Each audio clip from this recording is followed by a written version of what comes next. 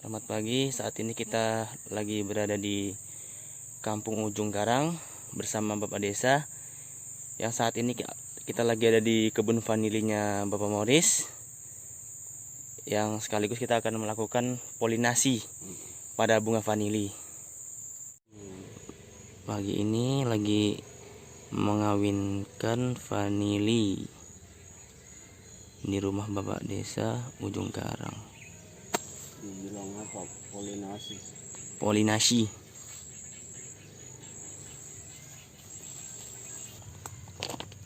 Ini mulai keluar ini. Ke depan ini nanti banyak sekali bulan depan. Saya tidak kasih turun toh. Pakai jam bunga di atas. Ini dia proses polinasi atau perkawinan dari bunga vanili supaya jadi buah vanili kan. Bapak Morris ini adalah salah satu kepala desa yang sangat memotivasi masyarakatnya untuk melakukan budidaya vanili agar berdiri sendiri di tanah sendiri dan tidak bergantung dengan orang lain. Harusnya begitu.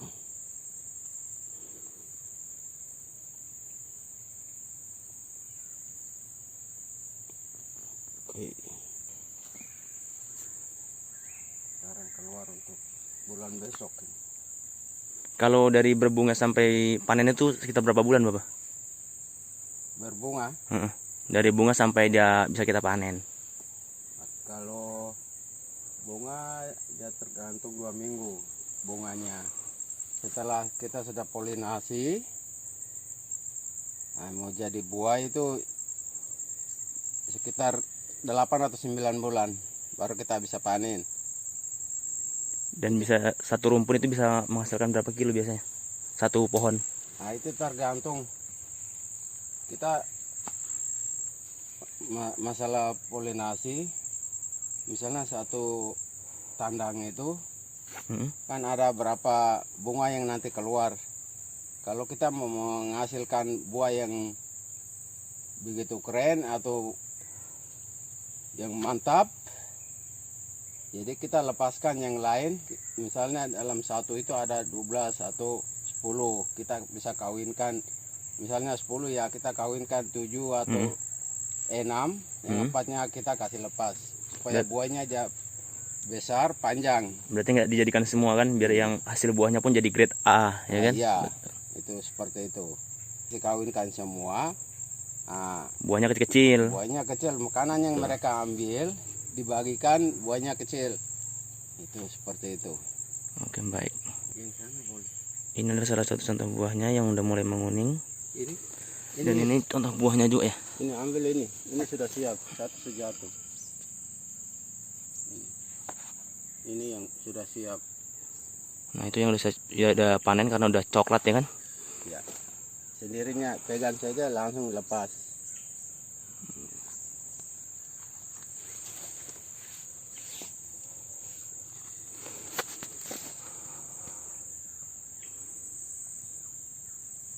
Ini proses polinasi.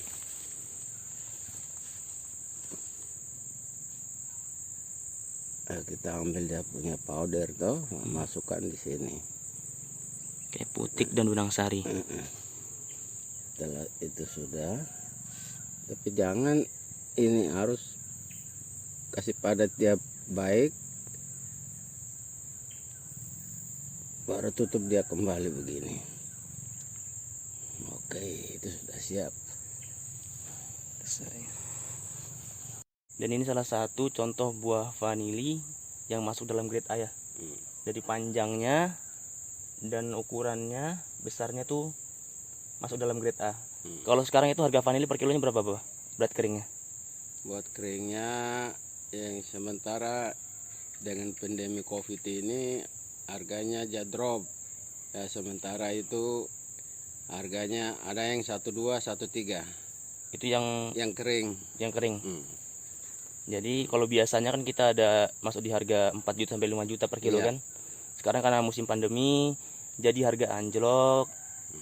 Inilah yang mengakibatkan kurang semangat juga ya kan, biasanya kan gitu. Kalau ini jenis vanila apa, Pak? Apa yang kalau di sini itu sebut apa, saya kurang tahu kalau di sini yang sebut itu. Yang vanili PNG yang mana? Hah? Vanili PNG. Kalau ini bibitnya semua dari PNG. Oh, semua dari PNG, cuman ini yang agak daunnya agak meruncing dan ya daunnya agak menggembung ya kan. Iya. Kalau yang daun bulat ini Susah berbuahnya. dia lambat berbuah kalau kita tidak ganggu dia. Ya toh? Kalau kita kasih lepas begitu saja tidak bisa, tidak sama dengan yang daun kecil. Nah, kalau daun kecil dia sendirinya berubah. Kalau yang ini enggak, kita harus ganggu dia. Kita cabut akar semua, akar yang dia akar turun itu kita cabut semua, gantung dia. Setelah akar baru keluar, mau ini baru bunganya bisa keluar. Berarti akar bawah dicabut ya kan. Bedanya kalau misalnya ini, kalau yang daun kecil ini biasanya dibiarkan aja. Ya sendirinya berubah. Dia berubah sendiri, berbuah sendiri, berbunga sendiri. Beda kalau sama yang baris ini kan daunnya besar-besar semua. Ini harus dicabut bawahnya baru dia bisa berbuah atau berbunga dan berbunga gitu kan.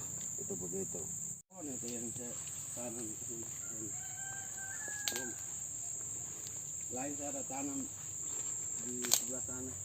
Ini buah vanilnya lebat-lebat semua. Diperkirakan kalau satu pohon ini bisa sampai 3-5 kilo ya kan? Iya. 3-5 kilo kalau udah panen. Sekali satu pohon. Kalikan aja 10 pohon bisa dapat 50 kilo. Kalau harganya paling rendah 1 juta aja, itu bisa dapat 50 kilo berat keringnya kan. Jadi ini jenis vanili daun besar yang bibitnya kita bapak-bapak ini ambil dari PNG dari negara sebelah. Jadi bedanya dari tadi itu, kalau yang vanili jenis ini tuh harus dicabut bawah akar utamanya agar dapat berbunga dan berbuah. Beda sama vanili ini. Kalau sama vanili ini itu gampang berbuahnya dan gampang berbunganya, tinggal kita yang harus telaten untuk melakukan polinasi atau mengawinkan bunganya. Betul.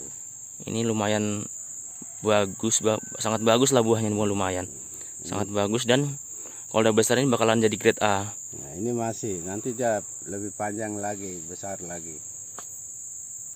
Nah, ini bedanya daun besar sama daun kecil. Ini buahnya rata-rata lebat di bawah ini.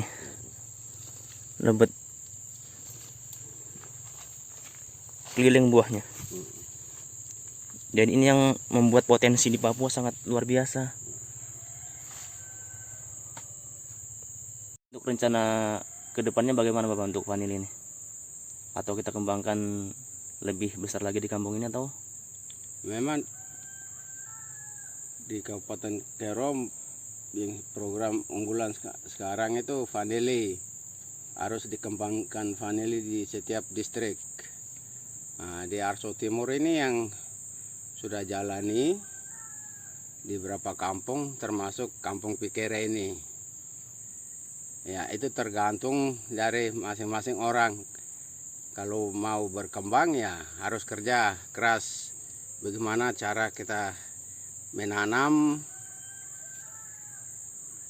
merawat sampai buahnya bisa dipanen. Karena nggak ada kesuksesan yang tidak dilandasi dengan kerja keras ya kan. Iya. Gitu. Jadi Kampung Ujung Garang ini termasuk binaan dari CSR Pendidikan dan Sawita Papua, yang insya Allah kita akan support semaksimal kita untuk kemajuan kampung ini. Dan Bapak Moris ini termasuk kepala desa terbaik di Arso Timur yang mampu memotivasi warganya untuk berdikari jauh lebih baik, mampu mensejahterakan keluarganya. Ya kan Bapak? Iya. Memang seharusnya itu begitu. Kita jadi pimpinan, tidak bisa kita mau asal menunggu saja. Cara bagaimana supaya warga kami ini mereka bisa berdikari sendiri. Betul. Ya. Karena Papua ini dianugerahkan dengan kekayaan alam yang luar biasa. Betul, betul. Bahkan vanili ini pun tidak dipupuk sama sekali ya Bapak? Iya. Tidak dipupuk sama sekali, artinya masih asli organik. Betul. Organik dari alam, tanpa ada pupuk kimia sama sekali, tanpa ada pestisida sama sekali. Inilah yang membuat kita luar biasa di tanah Papua. Dengan vanili yang luar biasa besarnya ini masuk dalam grade A, yang insya Allah kalau misalnya pemerintah mendukung kita dengan mensupport harga-harga vanili ini agar tidak dimainkan dengan tengkulak-tengkulak yang jahat, ya kan Bapak? Ya. Saat ini tanaman vanili kita ada berapa buah Bapak? Ada berapa pohon untuk keseluruhannya? Keseluruhan ada 50. 50 pohon yang sudah berbuah. Nah, Kemudian untuk yang masih proses, yang total semua ada 135 kah? 135. Nah, 50 yang sudah awal ditanam toh, yaitu yang di bunga atau sudah menghasilkan buah. Semoga kita harapkan tahun depan bisa berbuah semua, sehingga bisa menopang ekonomi masyarakat di sini kan. Dan Bapak juga bisa memotivasi masyarakat di sini agar lebih giat dalam bertani vanili. Amin Bapak. Amin. Jadi ini adalah salah satu vanili yang sudah kering dan siap untuk dijual. Satu ikat ini hampir 2 ons. Jadi kalau udah 5 ikat begini 1 kilo. Kalau harganya bagus ini bisa mencapai 4 sampai 5 juta. Tapi karena sekarang lagi musim pandemi jadi harga sekitar 1 sampai 2 juta. Nah, ini yang kita harapkan dapat membantu masyarakat untuk meningkatkan perekonomiannya. Ini kita gabungin hampir 1,5 kilo. Kalau harga biasanya 5 juta, biasanya 1,5 kilo udah dapat sekitar 7 juta. Dan karena sekarang harganya berkisar antara 2 juta, kalau 1,5 kilo sekitar 3 juta. Hanya 1,5 kilo ini. Jadi komitmen kami sebagai CSR dan Sawit Papua selalu mendukung segala aktivitas yang berada di kampung, baik itu proses pemberdayaan masyarakat maupun segala aktivitas yang di kampung yang berkaitan dengan sosial ekonomi kemasyarakatan, agar masyarakat dapat mandiri dalam mengembangkan ekonominya. Harapan ke depan Bapak apa Bapak untuk kebun vanili kita ini? Ya, harapan ke depan kalau bisa warga yang di kampung ini proses perkembangan vanili ini kalau bisa harus berkembang. Nah, kalau bisa warga ya sekitar 75% warga saya kalau bisa menanam itu. Nah, kalau sudah menanam nanti dia pengaruhi yang lain yang masih malas-malas, mereka bisa lihat hasilnya, mereka tetap ikut. Itu kan perkembangan ekonomi masyarakat. Terus untuk harapannya untuk kami nih sebagai CSR Pendeta Sawita Papua gimana? Ya, untuk CSR Sawita Papua dengan contoh yang ada, kita harapkan kalau bisa untuk CSR Sawita Papua mungkin ada bantuan-bantuan tentang masyarakat yang di wilayah lokasi perusahaan, yang kampung-kampung yang ada, yang pemilik yang ada, kalau bisa bantu dengan apa yang bisa perusahaan bantu untuk meningkatkan mengembangkan ekonomi masyarakat yang ada di Arso Timur ini. Intinya kami siap Bapak, siap untuk mendorong atau mengembangkan segala potensi yang ada di kampung Bapak ini, dan kami siap mencurahkan segala pemikiran kami dari apa yang kami punya lah untuk membantu desa Bapak ini untuk berkembang selalu. Makanya kita komitmen sebagai perwakilan perusahaan kan komitmen untuk meningkatkanlah taraf ekonomi masyarakat gitu Bapak. Terima kasih.